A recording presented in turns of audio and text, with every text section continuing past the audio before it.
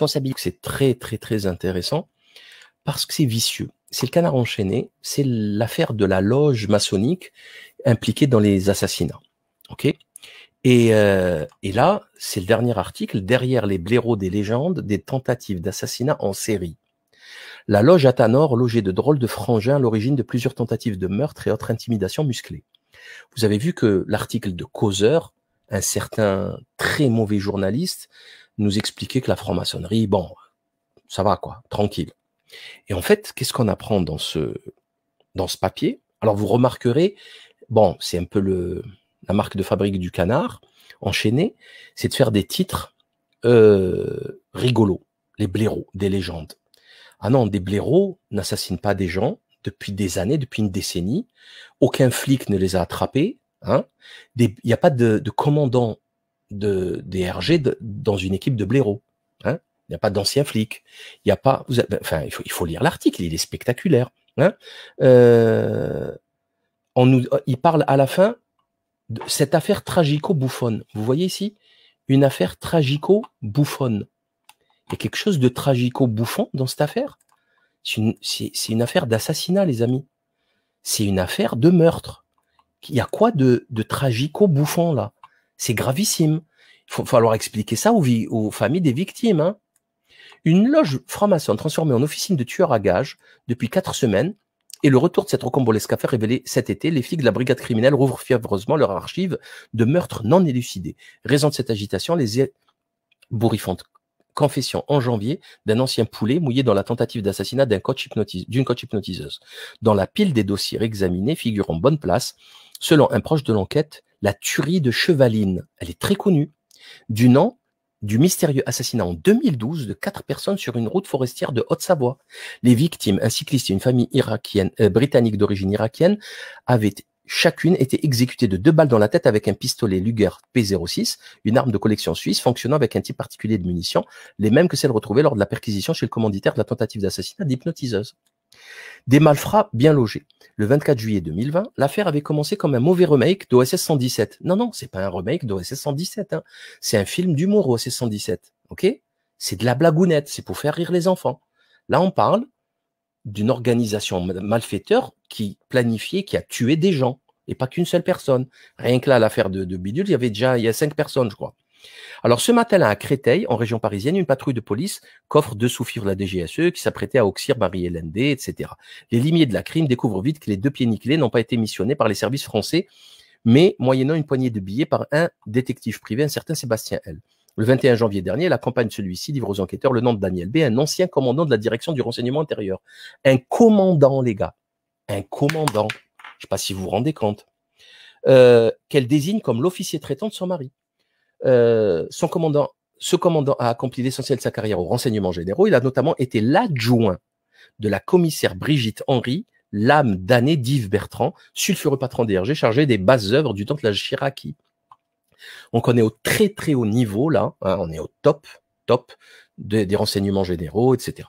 Arrêté, l'ex-flic se met à table. Il révèle qu'il appartient à une loge franc-maçonne baptisée Athanor, dont un ancien vénérable chef, Jean-Luc B, avait commandité le meurtre de Créteil.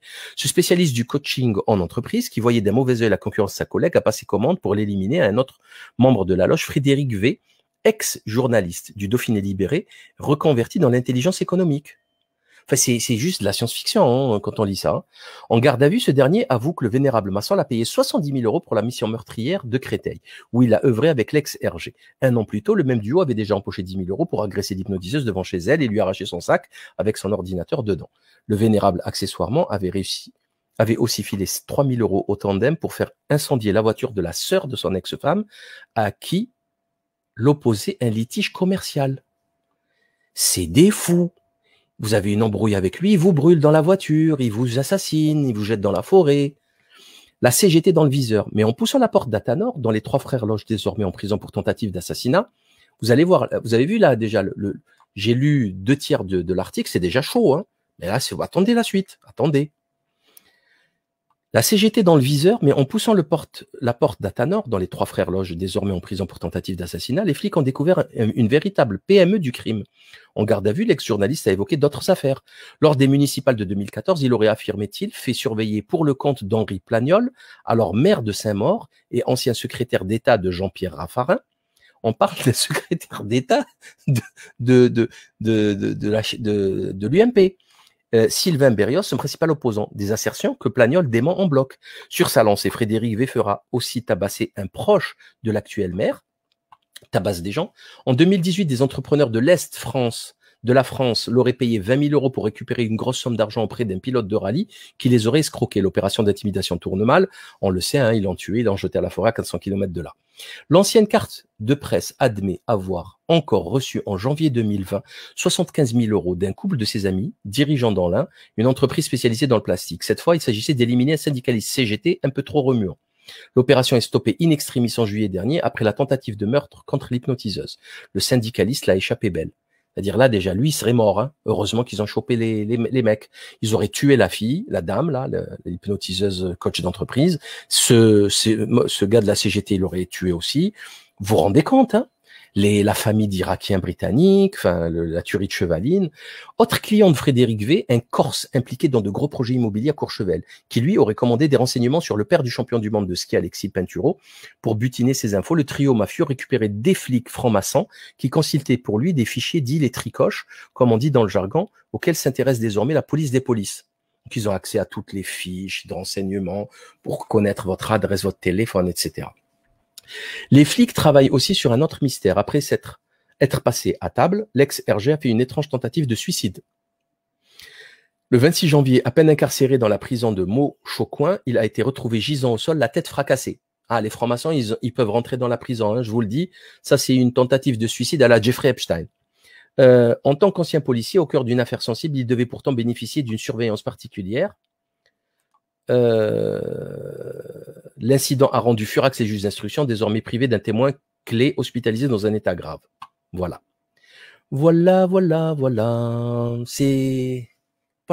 Voilà comment est dirigée la France, chers amis, depuis un long moment. Des sociopathes, une loge maçonnique dans laquelle il y a un commandant ou ex-commandant des RG. On a un journaliste, on a des flics corrompus, des frères Latruelle corrompus, qui commanditent des meurtres par paquet de 12. Voilà, depuis 2012 minimum, ça fait presque 10 ans, et ça va, tout va bien. Voilà, très bien. On passe au sujet suivant.